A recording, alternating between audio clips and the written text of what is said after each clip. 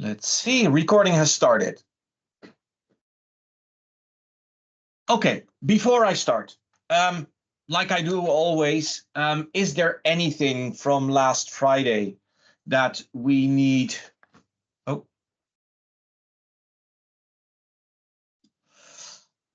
is there anything from last Friday that I need to clarify, that I need to re-explain, that I need to expand a little bit deeper on? If not, please give me a thumbs up.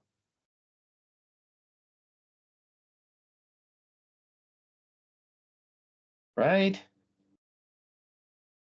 Super. Okay. So let's start with the new topic. The new topic is the financial relations part today. I have the last session scheduled to do reseller management. I've got a couple of modules, and let's see if we do 3 or 4 modules today. It depends on the time that we need for it.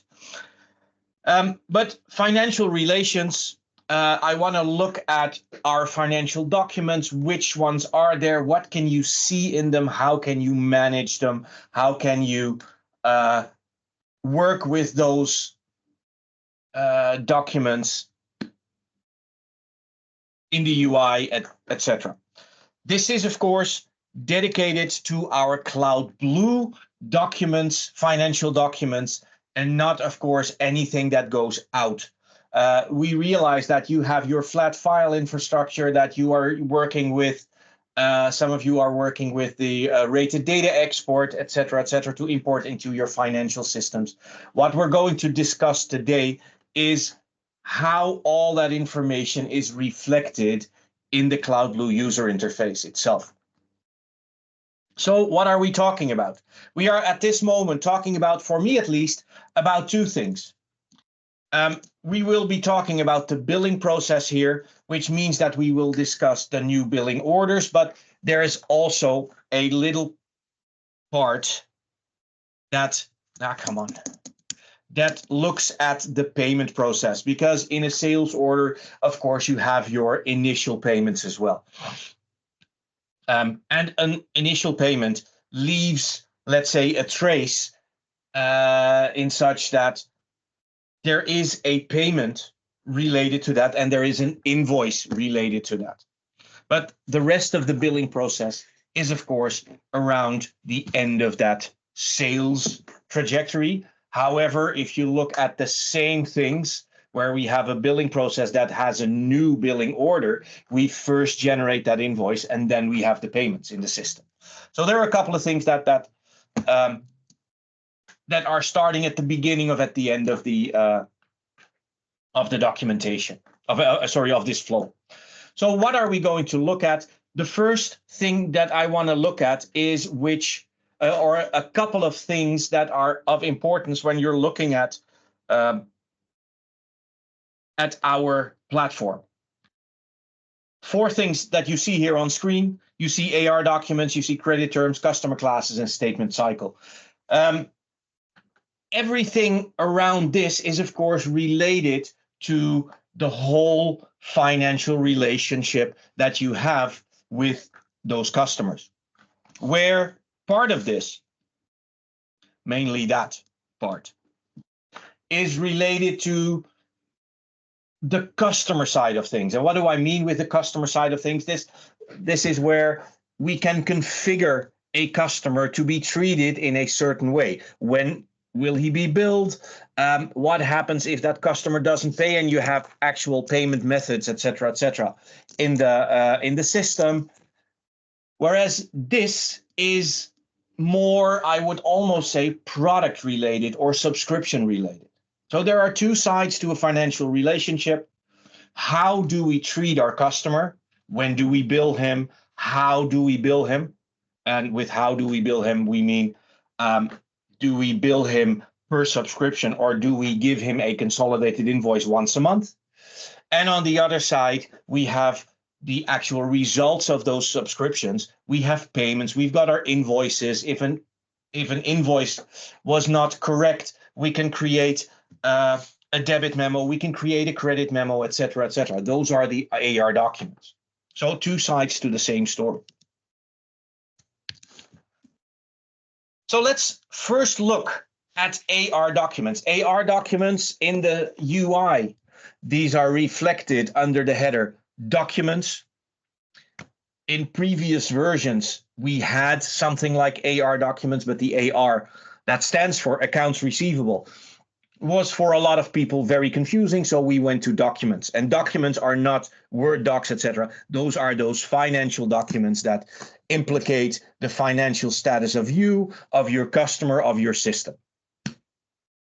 And actually, we recognize 5 of those. We have a payment, we have invoices, we've got refunds, we've got credit memos, we've got debit memos.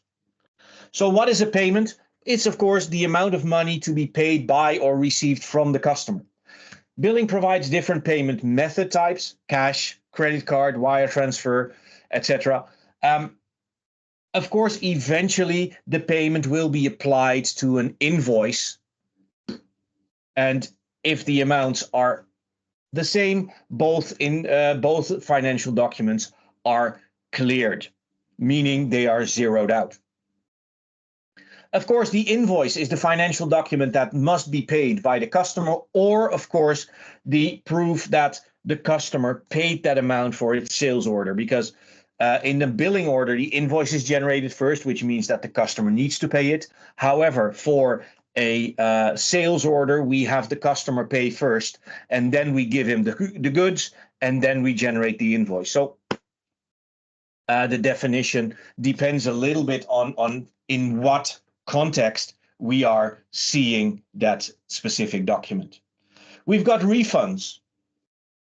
A refund is used to reverse a customer's payment.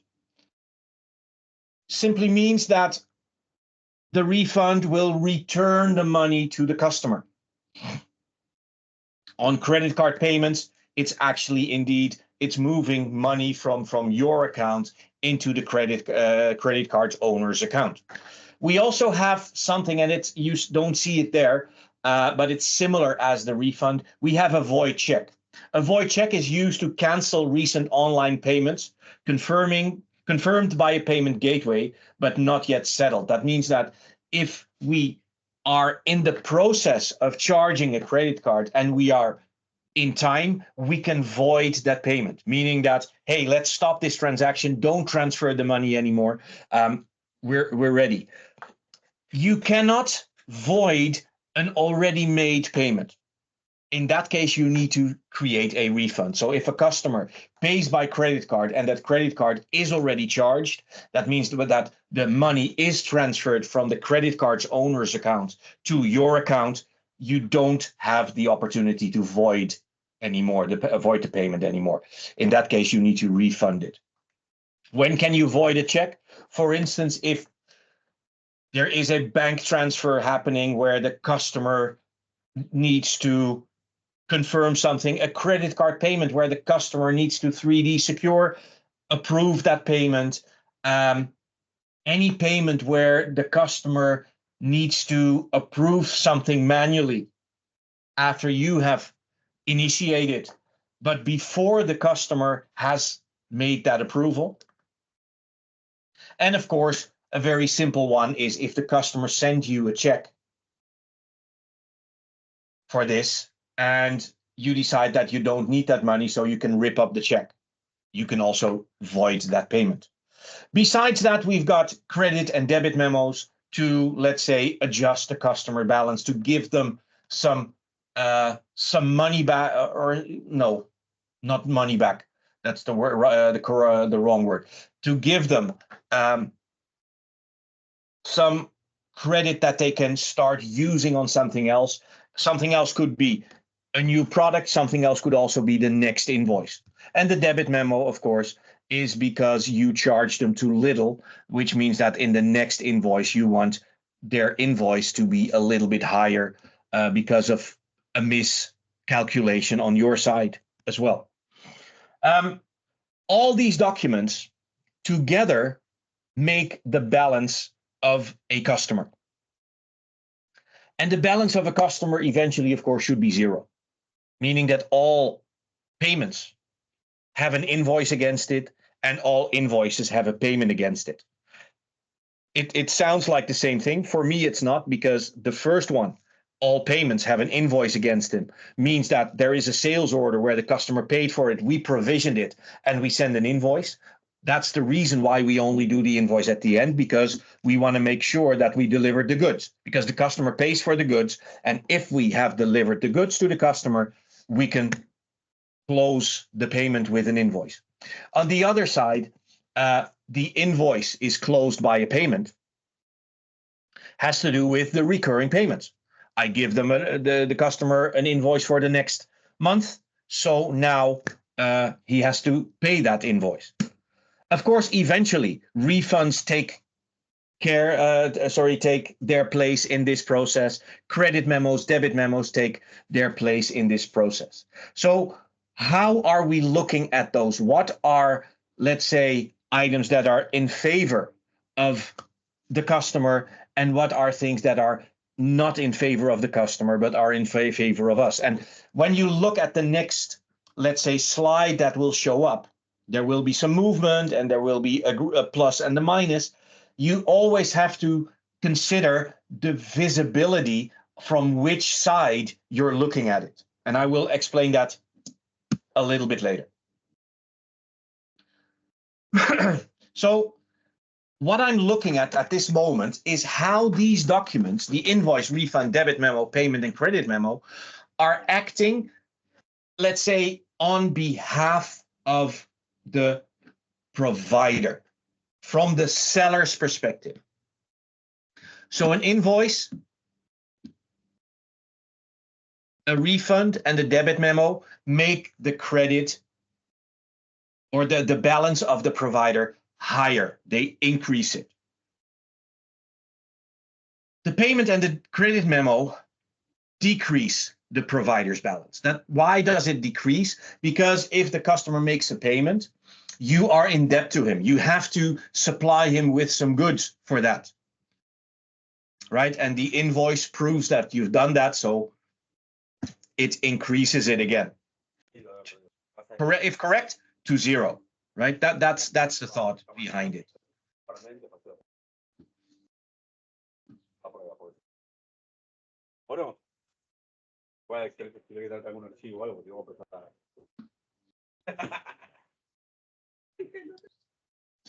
So the balance of a customer looks completely the other way, meaning that if you look at these numbers from a customer's perspective, a payment is a positive thing. A credit memo is a positive thing, where the invoice, the refund, and the debit memo are the negative items. So when we talk about raising or decreasing a balance, you always have to consider from which side are we looking at it. The UI that I'm going to show you in a second implies that we're looking at it from the provider's perspective. That means that any payment that the customer made that we did not create a service for, that we were not able to create an invoice for, means that the provider now has a negative balance towards that customer, because the customer paid for something that he did not receive yet. So the provider or the seller owes the customer a service to the amount of the payment. And the invoice, in our case, is, let's say, the document that we create after delivering the service to specify that, hey, we have delivered this good. Very important thing when you look at those numbers. Of course, what we have in those documents, there are a couple of parameters. We have the status of the document. If it's open, it means that it's not zero yet. That means that either a payment has not been fully consumed with services, or an invoice has not completely been paid yet. That also means if the status is open, the total of that of that document is non-zero. If the total of a document, sorry, no, excuse me, total is what the original amount is. What I was talking about was the balance. The balance, if it's non-zero, the document is open. If it's zero, the document will be closed. And that is the order. The balance decides whether or not a document is closed or not. That means that if we have a payment of $10 and an invoice of $10, the balance of the customer could be zero, but these individual documents, if they are not applied to each other, both have a balance of 10, a total of 10 and a balance of 10, which means that the status of that those two documents is open. They will only be closed if I apply them to each other, which means that there is a $10 payment and there is a $10 invoice. Those zero each other out. So now we can close both documents. That is how we see it. And this is a little bit the flow of how that works. So the first thing, when a document, in this case a payment, is created, let's say during a sales order, customer pays a total of 10, but we have not started to, let's say, we have not started to process that order yet. The status of that document is on hold. Why do we put it on hold? Why do we not start working on it? Because before we charge the customer this document, we do some fraud checking. And, or at least in the process, in the system, there is a fraud check step. We could skip it, but still the step is there. And during that step, we could decide that the order is a fraudulent order, which means that we don't want to charge the credit card of the customer for $10. If afterwards the customer comes back and says, hey, that was a fraudulent order, and you say, yeah, I knew that, right? That's the thought. So the moment fraud checking is done, this document is going to be opened. First, we create the document. It's on hold. We are not charging the customer's card yet, let's say. We see that it's a valid order, so we go to the credit card company and say, okay, we want $10 from this account. And the credit card company makes that transfer. So at this moment, we have an open document with a total of 10 and the balance of 10. And then the system says that the money has been captured, meaning that we have that money transferred to our account. We start provisioning. Provisioning is successful. And once the provisioning is successful, we finalize that part and we generate the invoice. And that invoice is now applied to the payment, to the original payment, invoice of $10 with a balance of 10 initially. And then since it's applied, both balances go to zero, which means that the status is being closed. That is how those documents work together. Of course, in the UI, you will see all those individual documents. You see the totals of those documents, of those orders. And if I go into a sales order or into a billing order, we can see also for each order a tab called Documents. So it could be that a customer decided to use a credit memo as well as a payment to pay for this order. You will see two documents here. One credit memo and one payment, and they are against the invoice that is generated here. If I go in to this invoice, I will see what this invoice was for, and we will also see a tab called Applications. And I want to look at this in a live environment now. So let me go and open my demo platform. Since we are talking about documents about finances, etc., we are talking about billing. And this is a tab that we've seen before. This is the tab of sales orders. In this case, if I go to a sales order that is completed, I see that there is a detail here. We've purchased something for $12. There is a documents tab, as I said, where we see that there is an invoice for $12. The applied amount of this invoice is also 12. So the total was 12 and the applied amount is 12, meaning that the net balance of this specific document is 0. So this specific document is closed. If I open that document, I can see again the same information, but the application tab here tells me that there has been a payment of $12 that is applied to this document, to this invoice. And of course, I can click that payment and see who made it, for what was it made, what was the payment method. We see that the money is captured and it was a sell and it was successful. And that in this case, it was not checked for fraud. But the payer's IP is not monitored here. Cool. And we can go one step further, and this is where we can start looping and looping and looping, because of course the payment shows me that there is an invoice against it of the same amount. So that is the information I can see. But can I see it in another way as well? Yes, we have document number 55. Here we see it. If I go to finance document, you see that there are document numbers. And the document numbers are not adding up.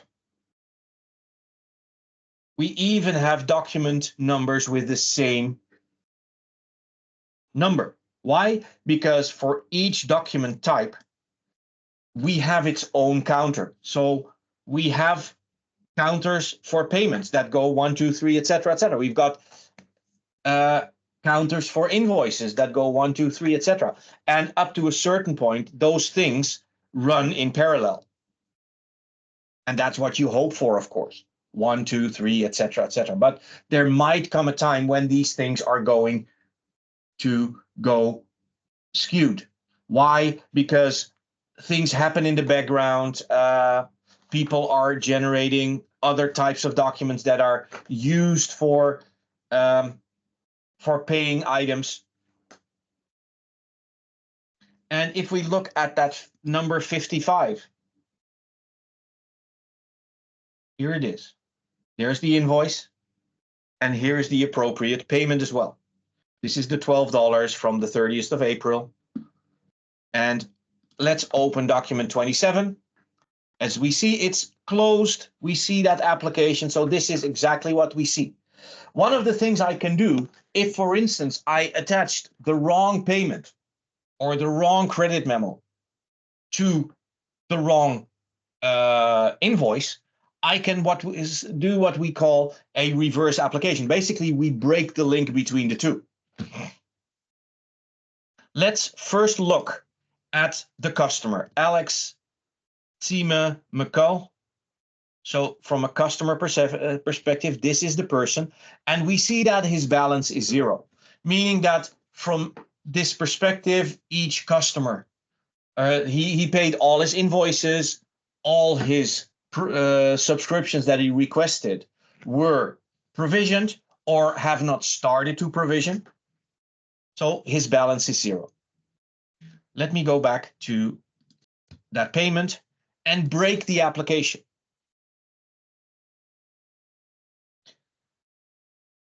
Now we see that those two documents that were closed are now open because the balance is not 0 anymore. What happened to the customer? Well, the customer's balance is still 0. So would this matter? And let me ask you this, indeed. Would this matter? If you think yes, give me a thumbs up. If you think no, give me a heart.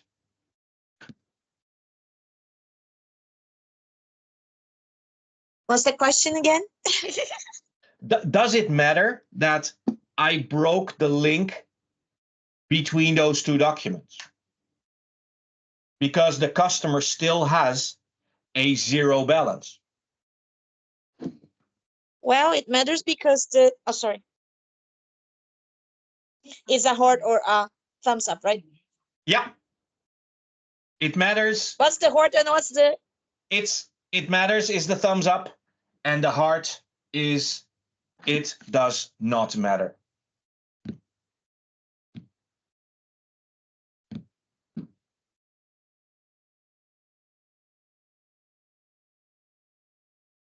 Okay. I only had two answers. Three I see now. Okay. Ana Paula, why does it matter? Because the document's open. It means that if a document's open, the subscription related to this document, subscription or subscriptions, are going to be blocked or disabled for from a lack credit, of payment. Yes, from a credit term perspective, this customer, even though his balance is zero, but this customer now has an invoice open that he hasn't paid yet, even though there is a payment somewhere. From a system perspective, the system is stupid, right? We have now told the system that this invoice is not paid. We have money that maybe can be used for a beer or whatever, but this customer did not pay this bill. So the system will now assume that this customer hasn't paid that invoice, which means that eventually this customer might go on credit hold because of the fact that he has an open invoice. So it is important that you, if you look at these scenarios, that you not only look at the actual balance of the customer, which in this case is zero, but you also look at the individual documents. They all need to be closed. If not, the system will assume that you are not paying your invoices, which means that you will eventually be blocked, services will be stopped, etc., etc. So to prevent that, you have to, of course, apply a document. And the fun part is I can break the application from both the payment as well as from the invoice, but reapply a payment always need to be done by the invoice itself. So here I now have the option to apply this invoice. Now we see both are closed. From a customer perspective, again, the balance of a customer doesn't change because he had a positive amount of 12 and a negative amount of 12. So from a absolute balance, it's a zero. But from a individual document perspective, it absolutely matters that this document was still open. And an open document starts the counter for the credit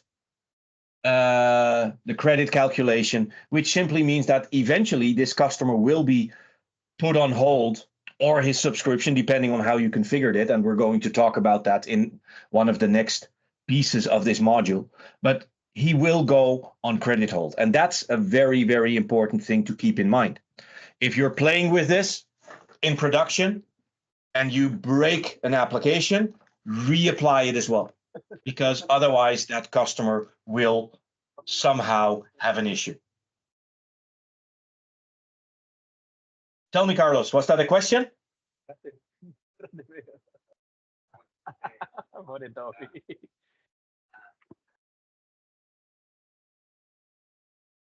All right.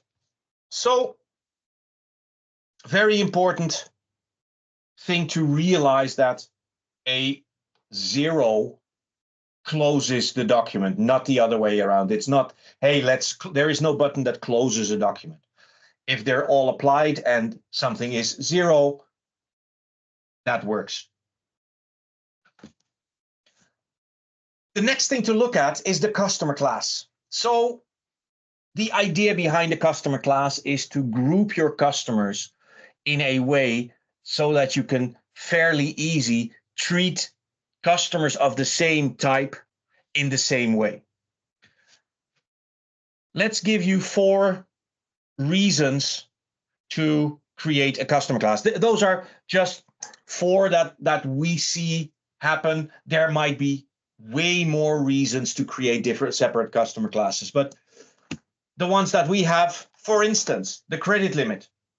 A credit limit is the maximum amount of debt a customer is allowed to have before the account will be put on credit hold before the next billing cycle.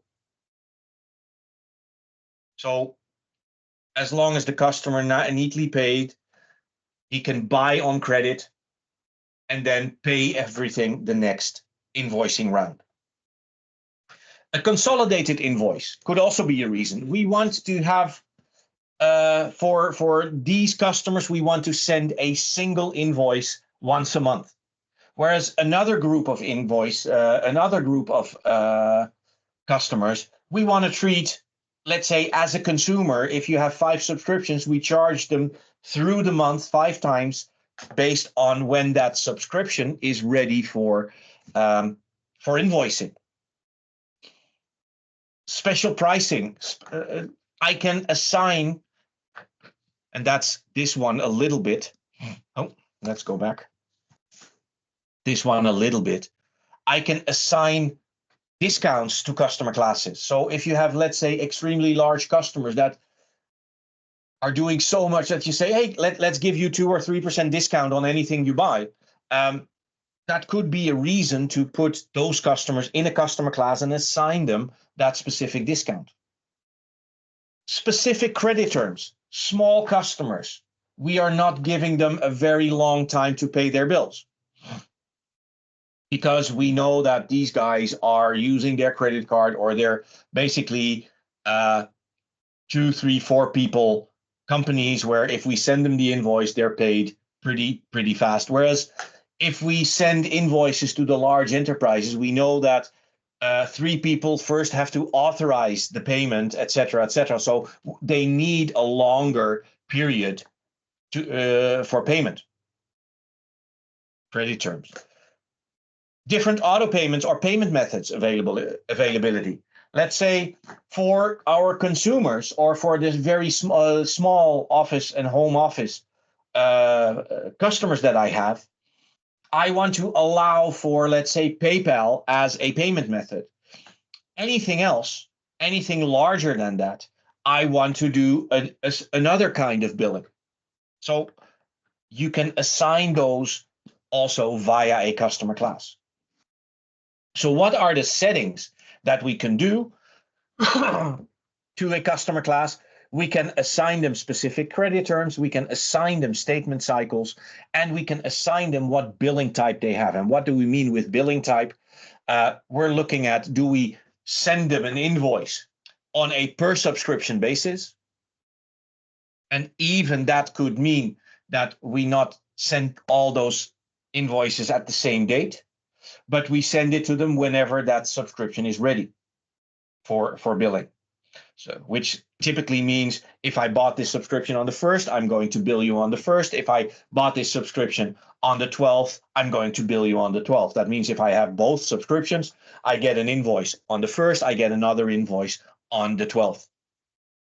Of course, if you do this for business to business, most of your customers will start asking why they receive 2 invoices.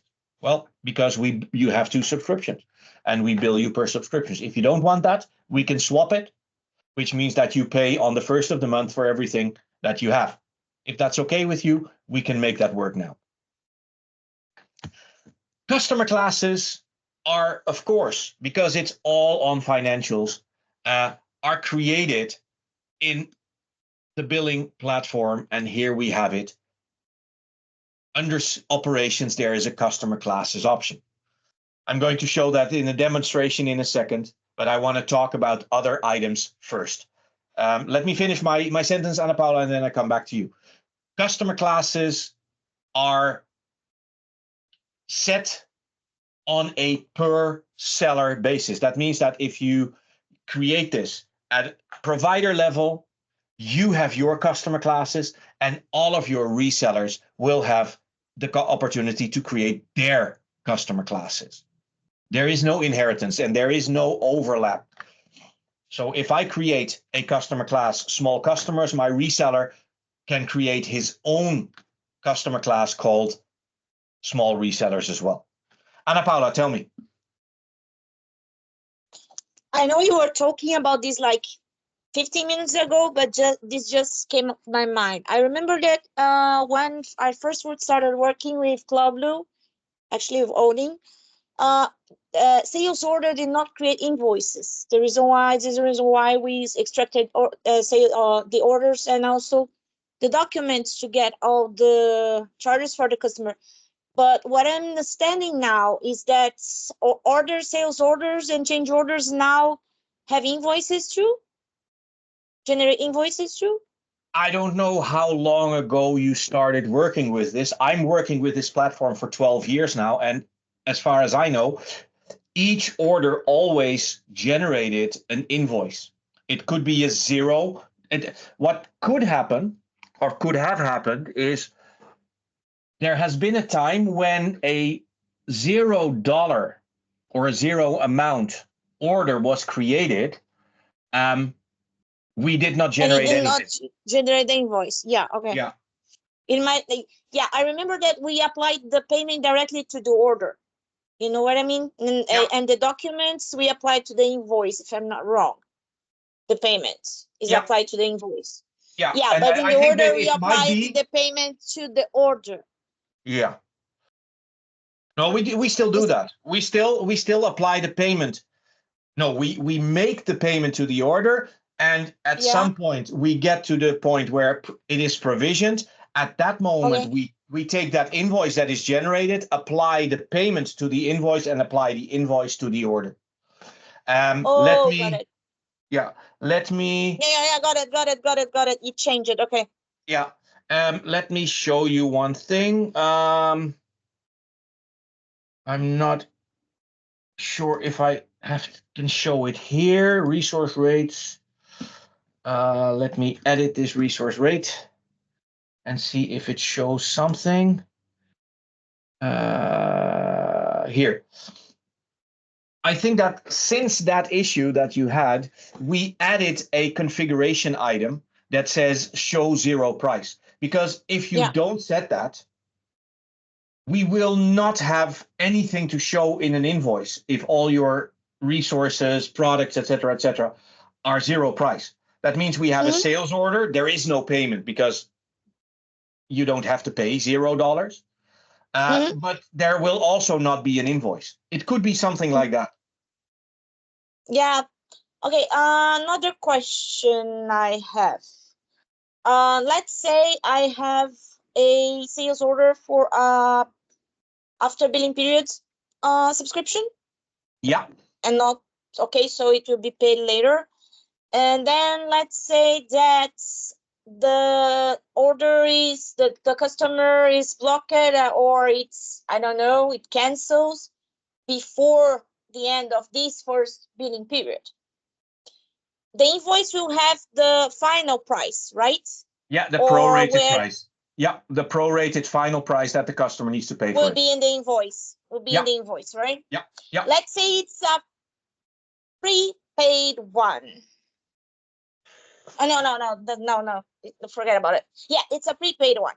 Let's say it's a prepaid one. So the customer prepaid it, but then he canceled it like 10 days before the end of the billing period. It means that even though he prepaid it, he should be paying, I don't know, a prorated price. How is that it is shown?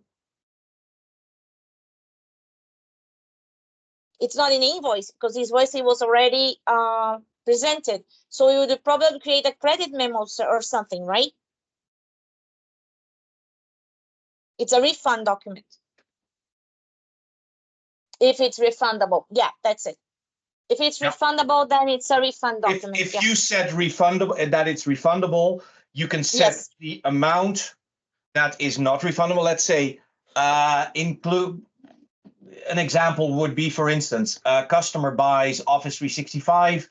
In that subscription, there is a setup fee included for instance, the reservation of a domain, the registration of a domain, and he cancels it within those 7 days. You can give him the prorated amount back for the subscription itself, but you will not get the money back from the domain setup, registration. So the first thing you set is non-refundable amount. The second thing you can set is what is the full refund period? Well, that is where the cancellation policies now come in that say first day is full refund. Yeah, this is a new one. This is a new one. Yeah.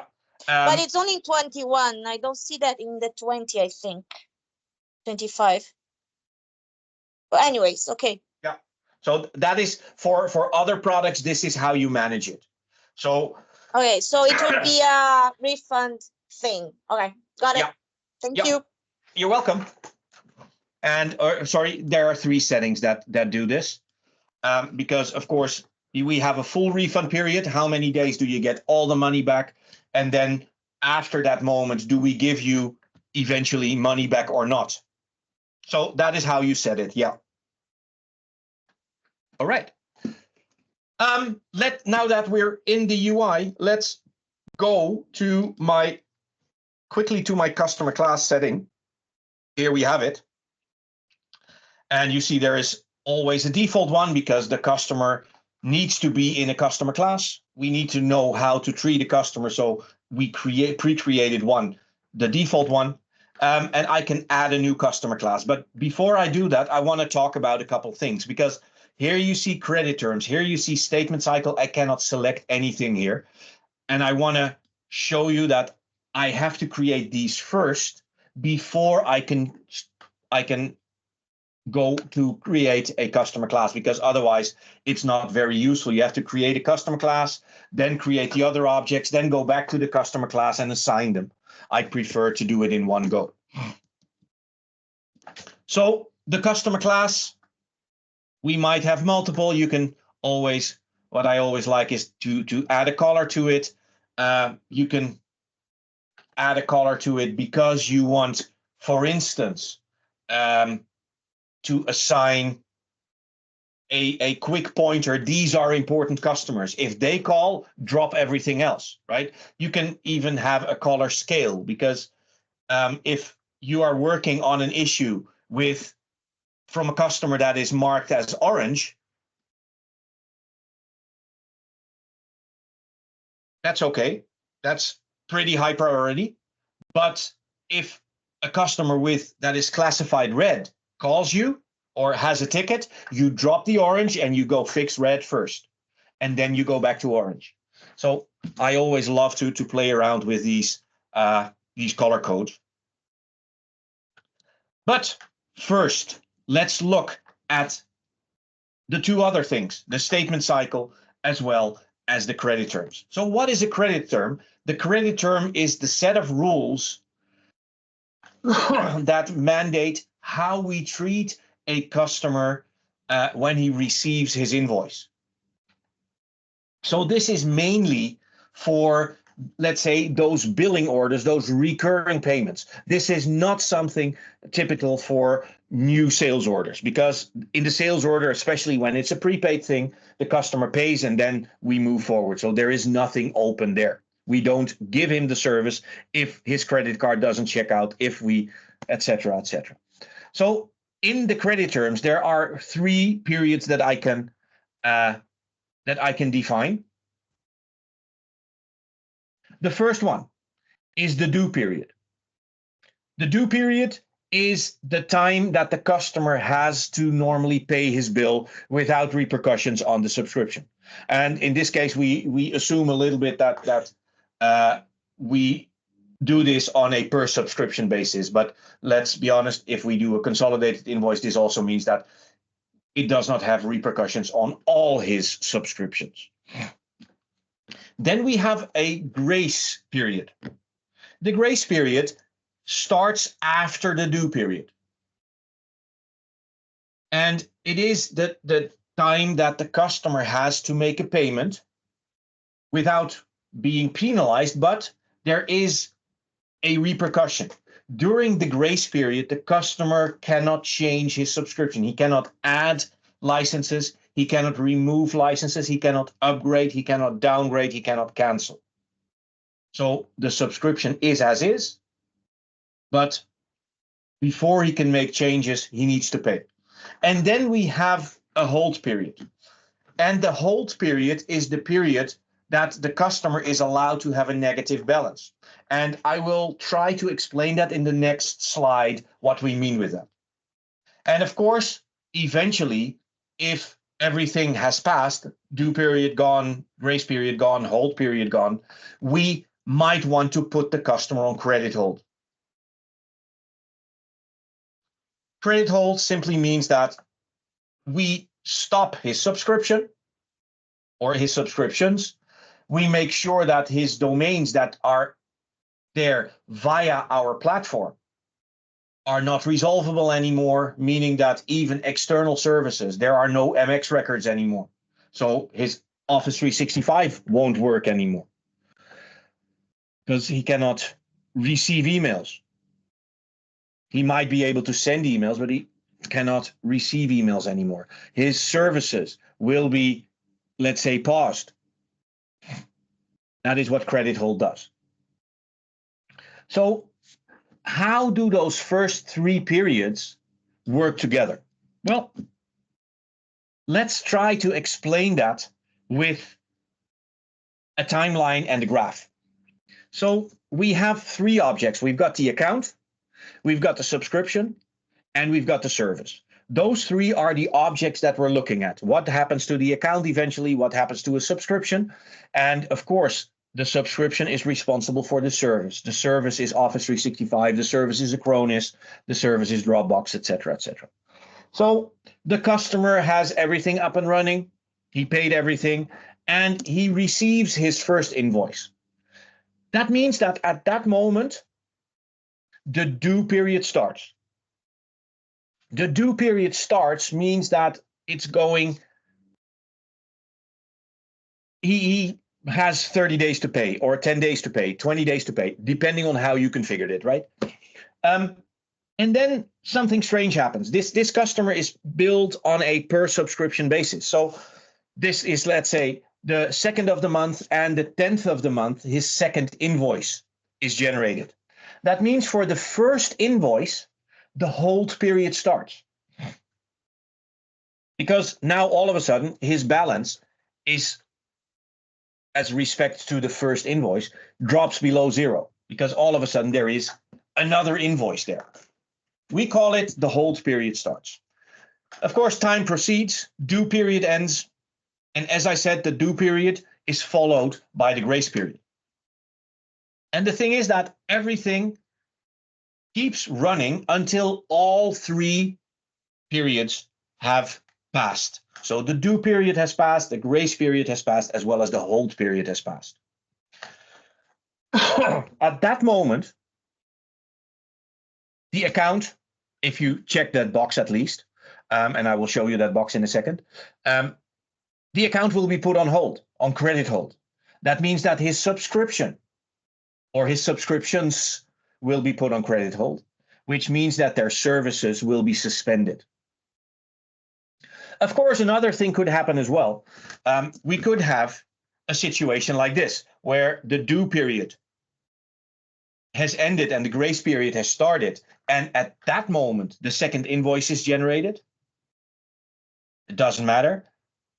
When does the whole scenario start with credit hold? When all three periods have ended.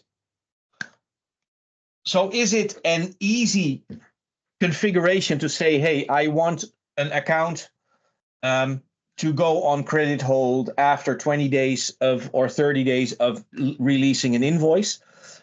It's not that easily said. It might even depend on when the second invoice is generated, like you see here, right? So think about how to set it up. I would say set the hold period 0 days and take a 15-day due and a 15-day grace. That means that whenever grace, the second invoice is generated, the hold period is over straight away, and due period and grace period extend to 30 days. That is one of the ways you could, let's say, try to do this. This is how the credit terms work. And you can create a credit term on a per customer basis, per customer class basis, I should say. And that's a key thing. Credit terms are bound to customers. Service terms are bound to products. You will see an overlap of terminology because the service terms also have a grace period. The service terms also have a hold period, but they work a little bit different. In our UI, we have customers. If a customer goes on hold, you will see it by the credit hold option there in this case. If you open the account, it is as visible there. And if you scroll down on the financial information, you will see here why this customer is on credit hold. It documents everything there. What the amount is, what the underpayment is, what, etc., etc., etc. The date since when outstanding balance is there. What is the oldest document that is overdue? Basically, the oldest document means that this is the document why he went on credit hold. And the last thing to look at before we can create a customer class is the statement cycle. What is the statement cycle? Basically, the statement cycle defines the date of the month on which billing will collect the statistics on financial documents for those customers and creates that invoice. The statement cycle is assigned to a customer through his customer class when the account is created. And there are two ways to do that. The first one could be what we would call a fixed day of the month. So these customers we charge on the 1st, or we invoice on the 1st. These customers we invoice on the 10th. It's a choice.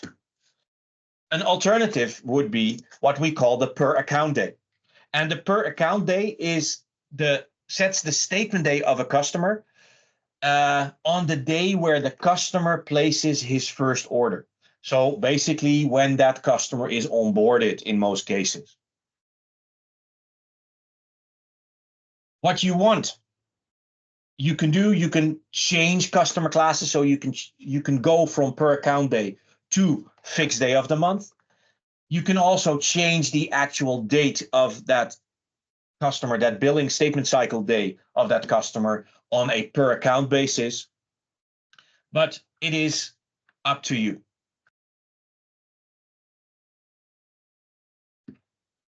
Your statement cycles are hidden, and I will show you that in the live environment, preferably not in the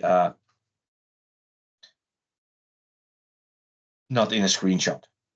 So the first one is credit term. I'm going to create a credit term. Credit term is a financial setting.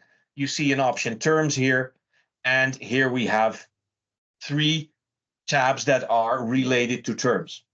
For me, these 2 are not related to finances. This is terms and conditions, how to use your system, etc., etc. They have to approve it.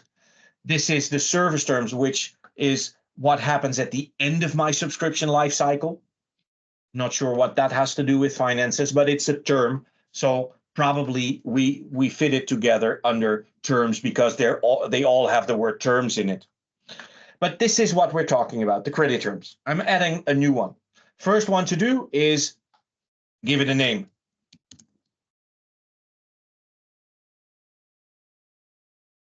Demo credit term. I've got my due period, I've got my grace period, and I've got my hold period. Those are the three options that I have. Let's say we do 10, 10, and 10.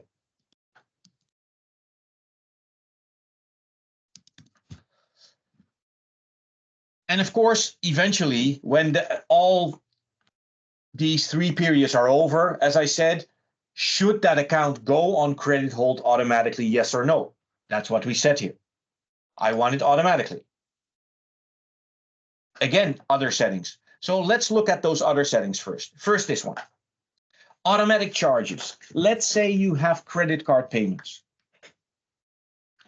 and you generate a billing order, and that billing order generates an invoice. When do you want the system to charge the credit card of that customer? Do you want that on the same day that the invoice is generated? The upside is you have your money faster. The downside of this is, of course, the fact that the customer might be overdrawn, and that means that your charge will fail, meaning that you don't get the money faster.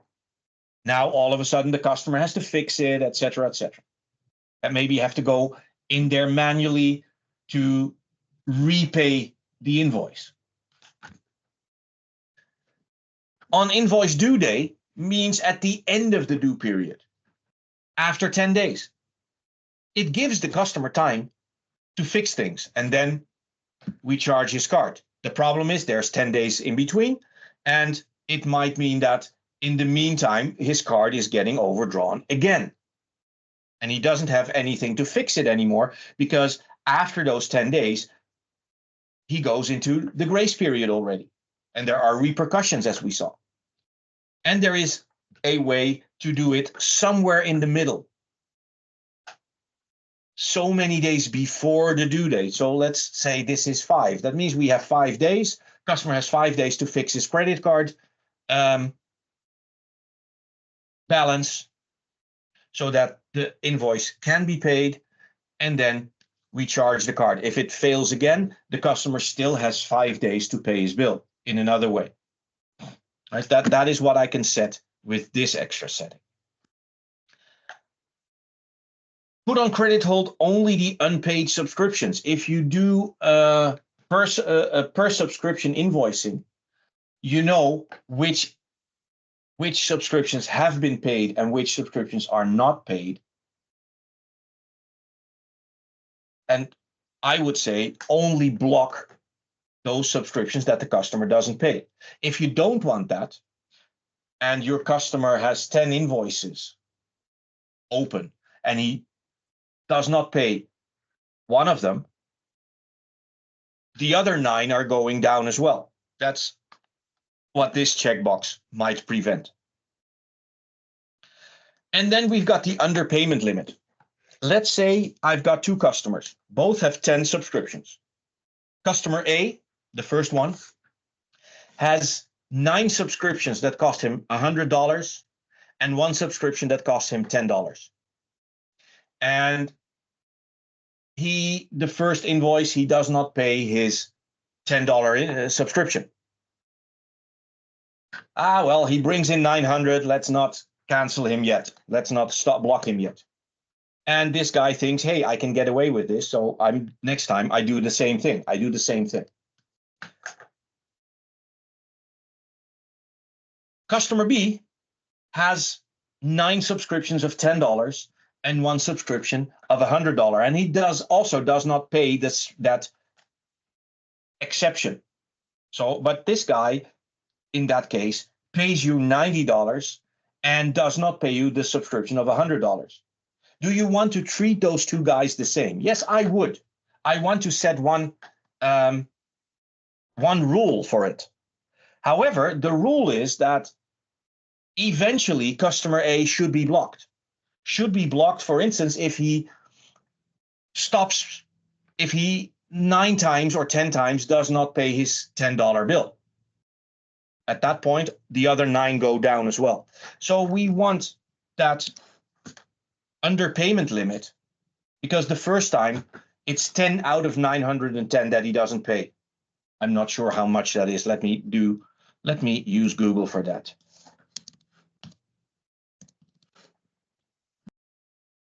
That's a 1%. So let's say we want to do a 10%, 90. Yeah. So we want to block this guy if he reaches 9% underpayment limit, or maybe 5%. 5% underpayment limit means that if he does this 4 or 5 months, he still goes down. Whereas the other customer, customer B, automatically goes down because the 100 as related to the 190 that he needs to pay is more than the 5%. I have a single rule I can use to treat those two customers the same way and still treat them different. Treat them different as in customer A brings in a lot of money. Maybe it's he forgot to pay that first invoice. If he does it again, it might be symptoms of a system. If he does it again, eventually we will block him. If he thinks that he can get away with it, he's not going to.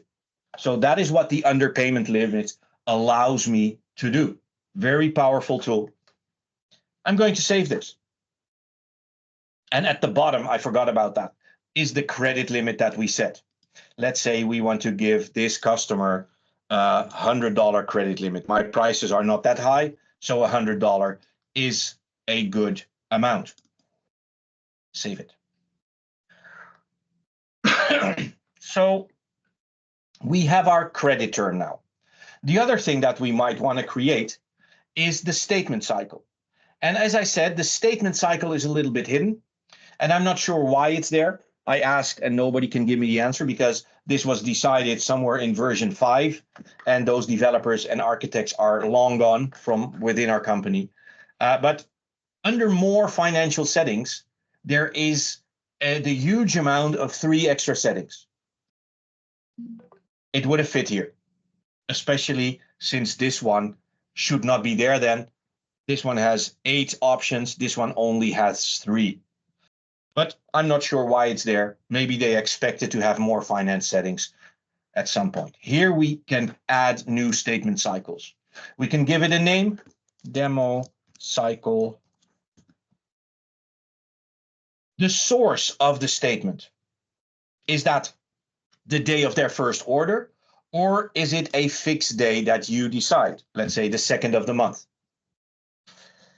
The problem is that this field is mandatory, even though if you select this, nothing will happen with this too. It's not the day after he placed this first order. At that point, this day of statement will be completely ignored. We've got aging categories. Aging categories means you can report on that. You can see which customers are bad payers, which customers are good payers, etc., etc. And then we've got the format of the statement, open documents or brought forward. Open documents is if you create a statement based on open documents, it means that everything that the customer hasn't paid will show up on the next invoice. Meaning that if that customer did not pay his $10 subscription, remember the previous example, now his invoice will show 2 times that amount for that subscription because in the previous invoice, he did not pay it. Whereas brought forward is just the documents, all the subscriptions that we have not invoiced yet. Those are the 2 choices. We have to put something in there, aging categories. And this setting has appeared somewhere in version 8.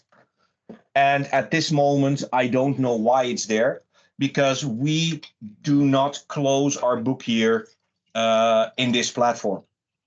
But it might be something that you can use in RDE. I haven't figured it out yet why it's there, but it could be something that you set up in your RDE. So eventually you can filter customers that have their beginning of the financial year in January, whereas others might have it in the 1st of July, like when you're an American company, etc. I'm going to save this. So now I have a demo cycle. I created a demo credit term. Now it's time to create a new customer class. If I now add a new customer class, you will see that there are two pull downs here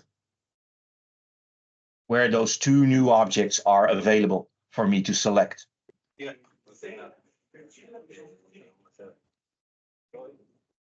Oh.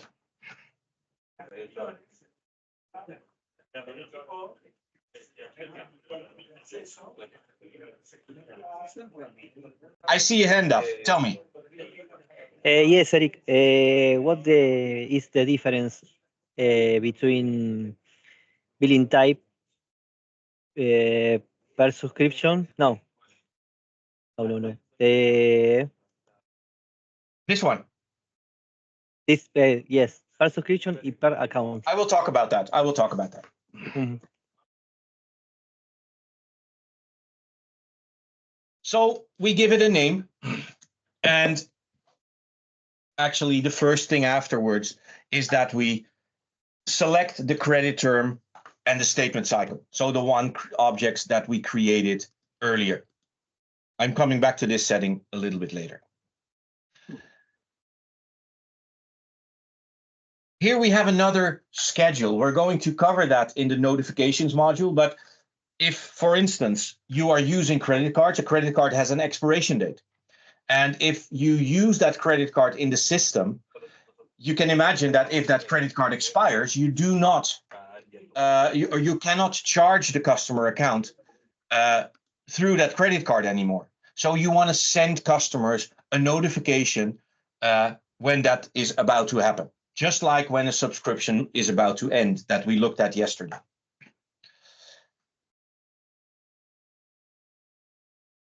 Auto apply credits. If a customer has credit memos, you can use credit and debit memos two ways.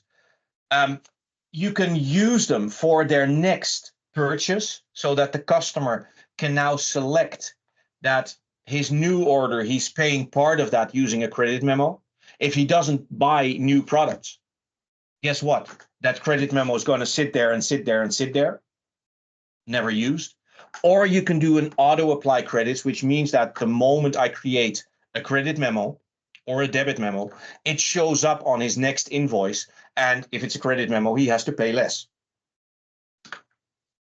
If you don't set this, somebody has to manually apply that credit memo first before the customer makes a payment. So it's quite some work if you do it that way. And then we come to this question, the question from Guillermo. Per subscription or per account? Per subscription simply means that if I have 4 subscriptions, I send an invoice to that customer on for each of those subscriptions. If he has 10 subscriptions, the customer receives 10 invoices, one for each individual subscription. And if you also made his statement cycle to be on a per account basis, this customer receives 10 invoices on the day that subscription started.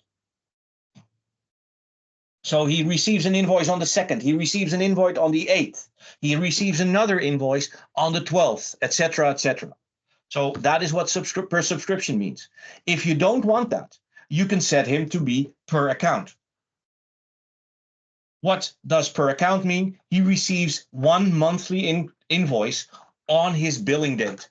And on that invoice, we show every single subscription that he has, and he makes one payment. We can select the color that we want, and we can set 2 other items. Show customers only plans of this class. Coming to you, Guillermo. Let me finish this story first. Yes. Show customers. Okay. 1 second. Let me finish the story. Show customers only plans of this class. That means that you can have, let's say, service plans that are only created for huge customers, and only customers in that class will see them. And if you have 10 subscriptions, do you still want the system to keep track of the individual subscriptions by creating a billing order per subscription? Or do you want to create a single billing order on the account where that single billing order is going to track all the 10 subscriptions. That is an option. Why would you want to do a generate billing orders per subscription? Because you want to keep track of which subscription has been billed and has been paid for by credit cards. Because the billing order handles the payment. You still send a single invoice to the customer, but you charge his card 10 times. Each billing order once. Tell me, Guillermo. Yes, in the previous statement, what the difference in a stating format, open documents, and proof forward? Let me go there. Yes. Statement cycle. This one here. Open documents, like I said before, is we charge everything, or we put everything on the invoice that the customer did not pay yet. So if we send the customer an invoice a month ago and he didn't pay, and we did not put him on credit hold, we will take that amount and start our invoice with that one. Open invoice from that and that date. That's the first thing. And then we put the new lines underneath. If we take the brought forward, we leave the invoice that is unpaid as is, hoping that the customer will pay it. Otherwise, we put them on credit hold, and we generate a new invoice of everything that happened, let's say, since that last invoice. So this one will basically become bigger and bigger and bigger if the customer doesn't pay. This one will stay the same. Makes sense. Clear. Yeah. Thank you. You're welcome. So now we have a customer class, demo class, that we can assign, Orange in this case.